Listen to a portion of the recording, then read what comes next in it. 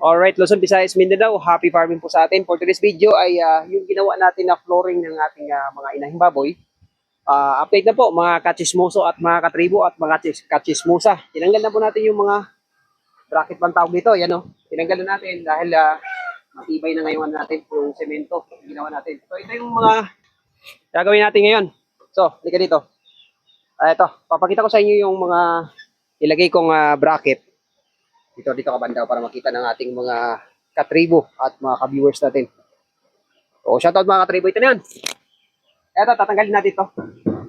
Dahil sa totoo lang mga katribo, itong mga kahoy na ginamit ko ay hiniram ko lang po ito sa mga kapitbahay namin. So, ibabalik natin na maayos. Nung sa ganun ay makahiram tayo ulit. Tara, let's go. Samahan niyo ako. At tatanggalin natin yung mga kahoy na naging ano ba tawag dito? Frame na tawag dito. Hindi ako nagkakamali.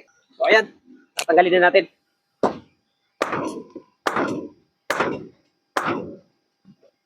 Ayan. So, hilahin na natin. Step by step na tayo mga katribo dahil wala tayong budget. So, sa ngayon ay magtatanggal muna tayo ng mga bracket niya. So, ito na yung ginawa natin.